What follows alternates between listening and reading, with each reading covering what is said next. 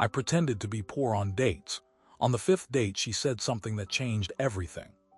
Posted in our TrueOffMyChest. I'm 28 years old and I'm what most people would call wealthy. Very wealthy. My family owns a chain of luxury hotels across the country, and when my grandfather passed away 2 years ago, I inherited a substantial portion of the business. I'm talking tens of millions in assets, plus a trust fund that generates more money in a month than most people make in a year. I'm not telling you this to brag. I'm telling you because it's important context for what happened and why I made the decisions I did. Growing up wealthy taught me one very important lesson. People treat you differently when they know you have money. And by differently, I mean they treat you like a walking ATM machine. Friends who suddenly need loans they never pay back. Distant relatives appearing out of nowhere with sob stories. And worst of all, women who are interested in my bank account, not in me. I've had 3 serious relationships in my life, and all 3 ended the same way. The moment they found out about my family's wealth, everything changed. Suddenly, they were more interested in expensive restaurants than movie nights at home. They started talking about designer brands and luxury vacations. They'd get upset if I suggested splitting a check or doing something low-key. The woman I thought I loved became someone I didn't recognize. The last one was the worst. Her name was Jessica, and we dated for 8 months before she found out. I really thought she was different. She seemed genuine, down-to-earth, someone who valued experiences over material things. Then she Googled my family name one day and found articles about our hotels. Within a week, she'd completely changed. She started posting photos of us together on social media with hashtags about luxury lifestyle. She quit her job because, why should I work when you're loaded? She started planning our wedding without even discussing engagement with me. When I tried to talk to her about how uncomfortable all this made me, she laughed and said I was being ridiculous. What's the point of having money if you don't spend it? She said. I broke up with her 3 months later. She threatened to sue me for wasting her time and emotional damages. My lawyer handled it, but the whole experience left me bitter and cynical about dating. That was a year ago. Since then, I've been on maybe 15 first dates and they all went nowhere. I couldn't shake the feeling that these women were performing for me, trying to figure out my net worth, calculating their potential return on investment. So 4 months ago, I decided to try something different. I created a completely separate life. I rented a modest 1-bedroom apartment in a middle-class neighborhood under my middle name, which is also my mother's maiden name, so it's legally me, just not the name associated with my family business. I bought a used Toyota Camry. I got a part-time job as a bartender at a casual restaurant, something I'd actually wanted to try anyway just for the experience. When I updated my dating app profiles, I was completely honest about this version of my life. My job, bartender. My apartment, small but cozy. My car, reliable but nothing special. My hobbies, reading, hiking, cooking at home. No lies, just selective truths. The responses were different. I got fewer matches overall, but the conversations were better. Women weren't asking about my career trajectory or my investment portfolio. They were asking about my favorite books and whether I preferred mountains or beaches. That's when I matched with Sophie. Her profile was refreshingly simple. She was 26, worked as a waitress, loved indie music and old movies. Her photos showed her in casual clothes, laughing with friends, hiking with a dog. No Instagram model poses, no luxury brand name-dropping in her bio. She looked real. Our first message exchange was about obscure 90s movies. She'd mentioned Loving Before Sunrise in her profile, and I told her it was one of my favorites too. We messaged for 3 days before I asked her to coffee. That first date was at a small cafe near her neighborhood. I showed up in jeans and a t-shirt, driving my Camry. Sophie was already there, wearing a sundress and sneakers, reading a worn paperback. "You actually read physical books," I said as I sat down. "I thought I was the last person under 30 who did that," she laughed. "E-readers are great, but there's something about the smell of old pages, you know. Plus, I like buying used books from thrift stores. They all have history." We talked for 3 hours. She told me she was saving up to go back to school for her teaching degree. She'd been working as a waitress for 4 years, picking up extra shifts to build her savings. She lived with 2 roommates in a small apartment and drove a beat-up Honda that was held together by prayer and duct tape. I told her about my bartending job, how I was figuring out what I wanted to do with my life. wasn't entirely a lie. I was figuring out who I was outside of my family's expectations. That's brave, she said. Most people our age feel like they have to have everything figured out already. There's something honest about admitting you're still searching. When the check came, she immediately reached for her wallet. Let's split it, she said. Are you sure? I asked. I can cover it. I'm sure, she said firmly. I don't believe in that outdated thing where men always have to pay. We're equals, right? I nearly fell in love with her right there. We started seeing each other regularly after that. Date 2 was a free concert in the park, where we brought homemade sandwiches and cheap wine in plastic cups. Date 3 was a used bookstore followed by pizza at a hole-in-the-wall place that only accepted cash. Date 4 was a hike followed by cooking dinner together at her place. Her roommates were gone for the weekend. Everything was easy with Sophie. Natural. She never asked about my finances or my 5-year plan or any of the status-checking questions I'd gotten so used to. She was interested in my thoughts, my opinions, my dreams. We talked about philosophy and music, and whether dogs or cats made better pets. She argued passionately for cats. I defended dogs with equal fervor. She always insisted on splitting costs or taking turns paying. When I suggested a slightly nicer restaurant for our 4th date, she hesitated and said, "That place is kind of expensive. What if we tried that new taco truck instead? I heard it's amazing and way cheaper." I found myself living in this parallel universe where I worried about budgets and looked at price tags and took the bus sometimes instead of driving because parking was too expensive downtown. It was bizarre and uncomfortable and also kind of liberating.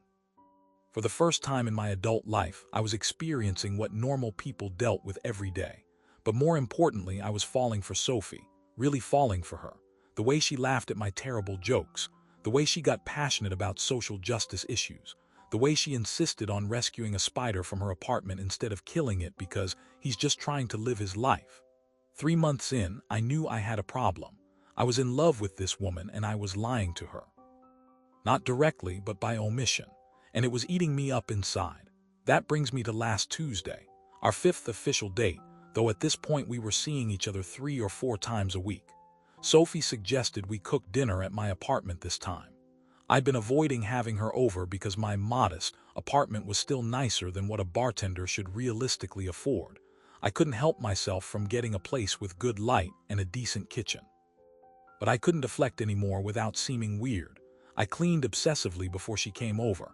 I hid the expensive coffee maker, a gift from my mother that I'd foolishly brought over. I replaced my high thread count sheets with cheaper ones I bought specifically for this purpose. I felt ridiculous. Sophie showed up with groceries and a bottle of wine. "I got the ingredients for my grandmother's pasta recipe," she said. "Hope you're hungry." We cooked together and it was perfect.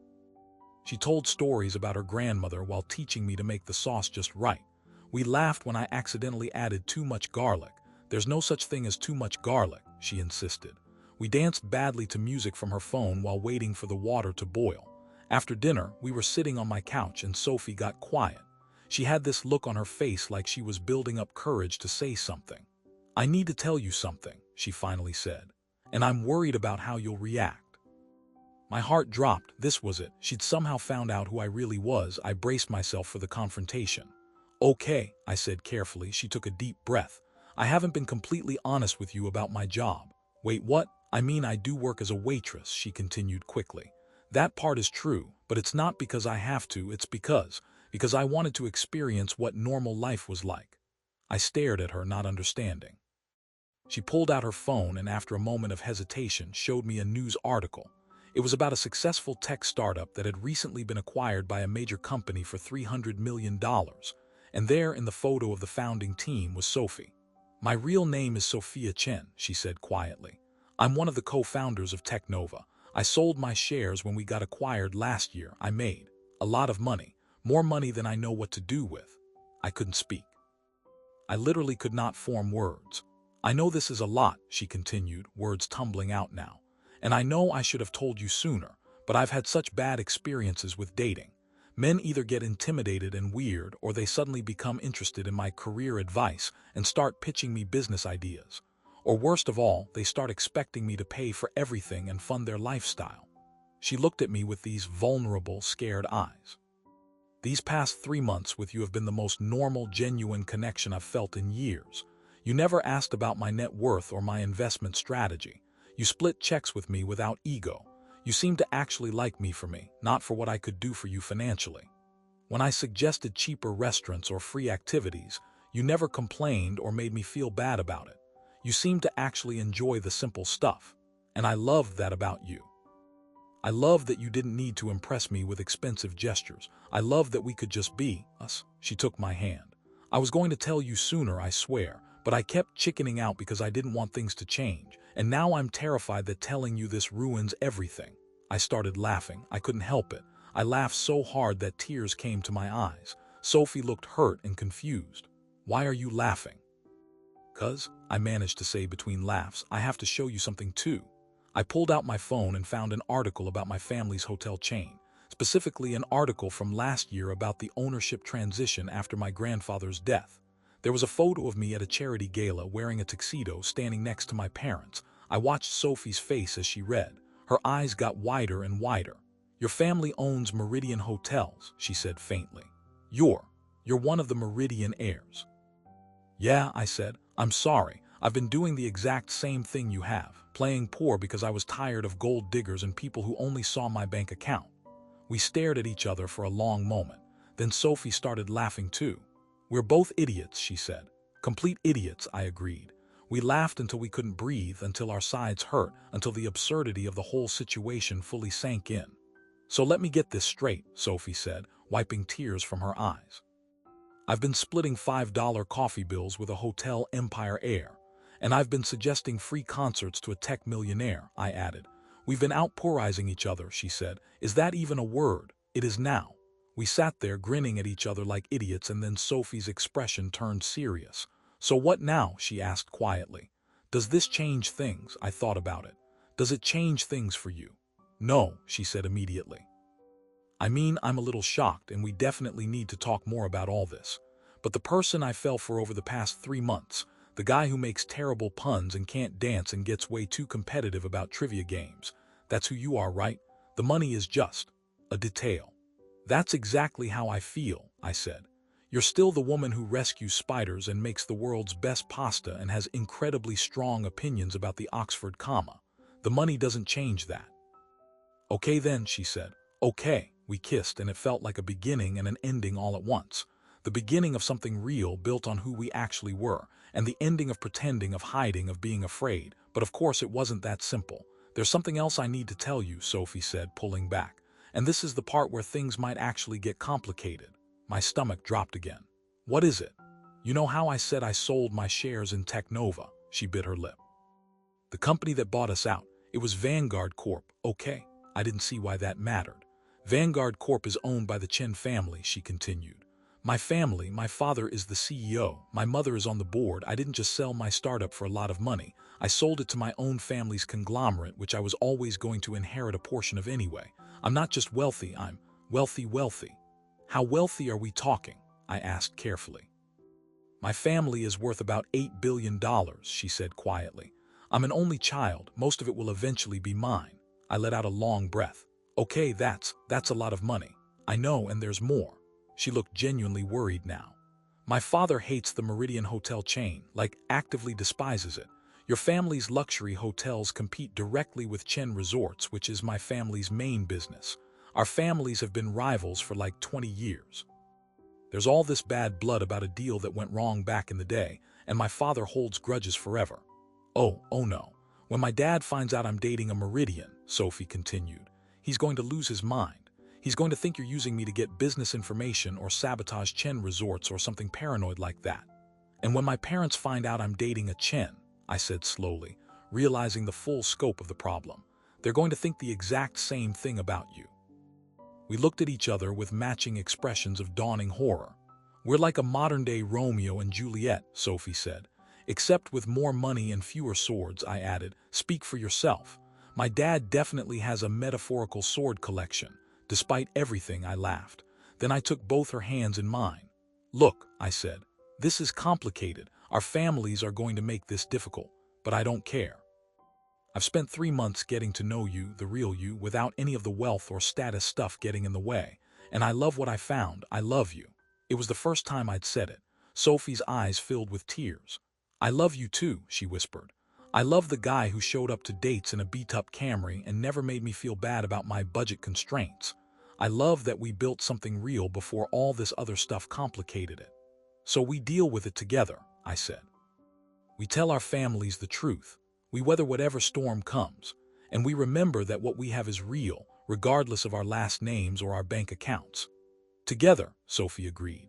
We decided to tell my parents first, mainly because they lived closer and I figured they'd be less immediately hostile than her father supposedly was.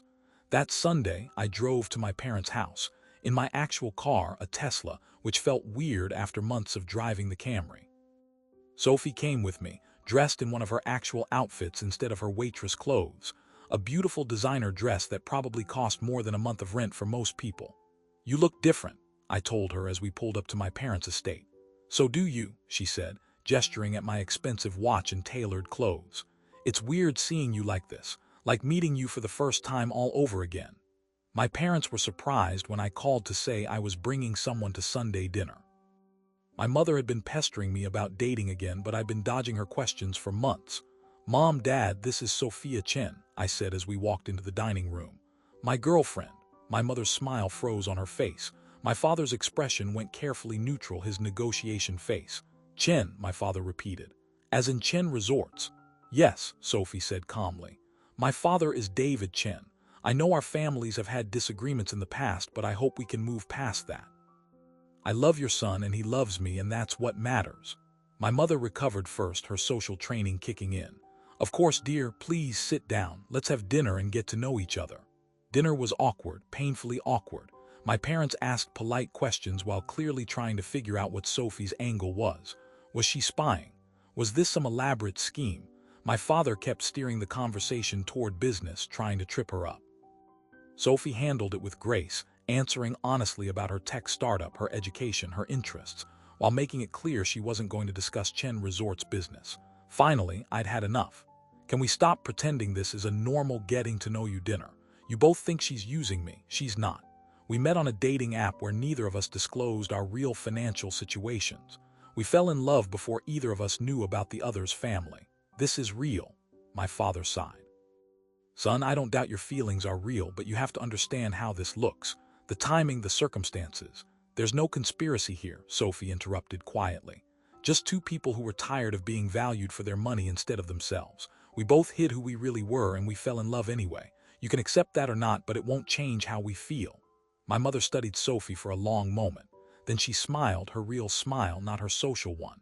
You know what? I believe you. I remember what it was like when I married into this family. Everyone assumed I was after the money. It's exhausting being judged for your bank account rather than your character. Margaret, my father said warningly. Oh, hush, Richard, my mother said. Look at them, they're clearly in love. And honestly, it's about time someone in this family chose a partner who can actually understand the pressures of wealth. Sophia doesn't need our money. She has her own. That's actually refreshing. My father grumbled but eventually conceded. By the end of the evening, while not exactly warm, my parents had at least accepted that our relationship was genuine. Sophie's father was a different story entirely. We went to her family's penthouse the following weekend. I wore my best suit and prepared for battle. David Chen was an imposing man in his 60s with sharp eyes and an even sharper business sense. He looked at me like I was something unpleasant he'd found on his shoe. So you're a Meridian, he said flatly. No greeting, no handshake. Yes, sir. And you expect me to believe that you coincidentally matched with my daughter on a dating app, that you coincidentally started dating right when our companies are negotiating over the Miami property acquisition.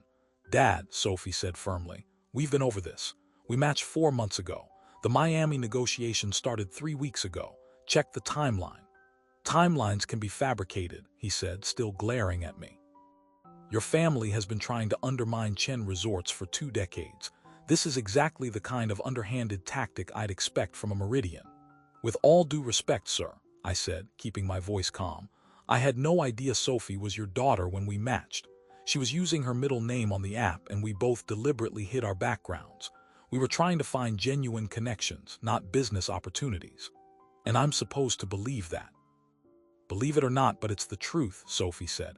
Dad, I'm 26 years old. I've built and sold my own company. I'm a grown woman making my own choices. You can either accept that I love him or you can keep treating me like a child who can't make her own decisions." Her father's expression softened slightly when he looked at his daughter. "I'm trying to protect you, Sophia. Men will use you for your money, your connections, your name." "He's richer than I am, Dad," Sophie said bluntly. "The Meridian family is worth more than we are. If anyone is the gold digger in this relationship, statistically it would be me." Despite himself, her father almost smiled. "You always did have a sharp tongue." "I learned from the best," Sophie said, smiling back. The tension in the room eased slightly. Her mother, who had been silent until now, spoke up. "David, remember when we started dating? My parents hated you, said you were too ambitious, too ruthless, that you'd never put family first. You proved them wrong." David Chen sighed heavily. "This is different. It's exactly the same," his wife said gently. "Let them prove themselves to you, give them a chance." We left that evening without her father's blessing, but at least without his active opposition. Sophie told me it was better than she'd expected. "He'll come around," she said confidently. "He's stubborn, but he loves me. He'll see that you make me happy." Over the next few months, things were complicated. Both our families were wary. Business dinners became minefields of tension. There were accusations that we were leaking proprietary information to each other. We weren't. There were suggestions that maybe we should take a break. Until the business rivalry cooled down, we refused. But we also had something neither of our families could take away. We had each other, and we had the truth of how we'd met. We'd fallen in love without the money, without the family names, without any of the baggage. That foundation was solid. Eventually, people started to accept us. My parents warmed up to Sophie when they saw how happy I was. Her father began to soften when he realized I wasn't trying to steal trade secrets or sabotage his company. The turning point came 6 months into our relationship. There was a major charity gala that both our families attended. It was the first time all of us would be in the same room together, and everyone was tense about potential drama. Instead, Sophie and I gave a joint speech about the importance of looking beyond surface appearances and valuing people for their character rather than their status or wealth. We told our story, obviously leaving out some of the more personal details, about how we'd both pretended to be something we weren't in order to find real connection. "We're standing here today as proof that love doesn't care about your net worth or your family name," Sophie said, holding my hand. "We're also standing here as proof that sometimes the person you need is already looking for you, even if you're both hiding who you really are." The speech went viral on social media. Suddenly, we were this feel-good story about billionaire heirs finding love. It was weird and uncomfortable, but it also meant our families couldn't really object anymore without looking petty. 3 months after that, I proposed. Not with a flashy public gesture or an obscenely expensive ring, though the ring was still pretty nice. I proposed during a quiet moment in her apartment, the same one where she told me the truth about who she was. I fell in love with a waitress who insisted on splitting checks and thought expensive restaurants were wasteful, I said. And then I found out she was actually a tech genius billionaire. But here's the thing, you're still the same person. You still rescue spiders and make incredible pasta and have strong opinions about grammar. The money didn't change who you are, it's just part of your story. She said yes before I even finished the question. We got married 6 months later. It was a relatively small wedding by billionaire standards, only 200 guests. Both our families attended and managed to be civil. Her father even made a toast about how sometimes the universe has a sense of humor about who it brings together. My parents gave us a hotel as a wedding present. Her parents gave us a resort. We donated both to charity and used the tax write-offs to fund a scholarship program for students from low-income backgrounds. Now, we split our time between being normal people and dealing with our wealthy family obligations. We have a modest apartment that we actually live in most of the time, and a penthouse we use when we have to attend business functions. I still bartend 1 night a week because I genuinely enjoy it. Sophie volunteers as a tutor because she still wants to pursue teaching, wealth be damned. We have a prenup that both our lawyers insisted on, but it's mostly irrelevant since we're both independently wealthy. We still split checks sometimes, just for the principle of it, even though we could buy the entire restaurant if we wanted to. And sometimes, late at night, we laugh about those first 3 months when we were both trying so hard to be poor. When we thought we were protecting ourselves from gold diggers, not knowing we'd found the one person who truly didn't care about the money. Looking back, I'm grateful we both lied, Because by hiding our wealth, we revealed our true selves. And those true selves, they were perfect for each other. Update 3 months later. A lot of people have been asking for an update, so here it is. Sophie is pregnant. We're having a girl. We've already decided that when she's old enough to date, we're not telling her about the family money until she's serious about someone. Let her find love the real way, the way we did, by pretending to be poor. Our daughter's going to think we're middle class until she's at least 25. She's going to have a normal childhood, split checks on dates, worry about student loans. And then when she finds someone who loves her for her, we'll tell her the truth. Sophie's father thinks this is hilarious. You're going to gaslight your own child about being rich, he said, laughing harder than I'd ever seen him laugh. It's not gaslighting, Sophie insisted. It's character building. My parents think we're insane. But they also admitted that growing up wealthy made it hard for them to know who their real friends were, so they're reluctantly on board. As for Sophie and me, we're happy. Genuinely, surprisingly happy. We still argue about who pays for dinner sometimes. We still split the cost of groceries. We still take the bus sometimes instead of calling our driver just because. And every year on our anniversary, we go back to that cheap taco truck from our 4th date. Because that's where we fell in love. Not in a fancy restaurant or at a charity gala, but over $5 tacos, pretending to be people we weren't, and accidentally revealing who we really were. Money can buy a lot of things, but it can't buy what we have. We had to pretend to be poor to find that out. Best investment we ever made was those few months of being broke. Top comments. You love this 2024. This is the most wholesome billionaire story I've ever heard. You both catfished each other into a genuine relationship. That's actually beautiful. You skeptical reader. Okay, but can we talk about how both of you were comfortable enough with being poor that you could maintain the charade for months? Most actual rich people would crack after one date without their usual luxuries. You two are different. You marriage goals. We split $5 coffee bills while being worth hundreds of millions is my new favorite sentence. This whole story is wild but also kind of perfect. You cynical but true. Your families were rivals and you still made it work. That takes serious commitment. Congrats on finding the real thing. You future planning. Please write a book about your kid's reaction when she finds out at 25 that she's been secretly rich her whole life. I need that sequel.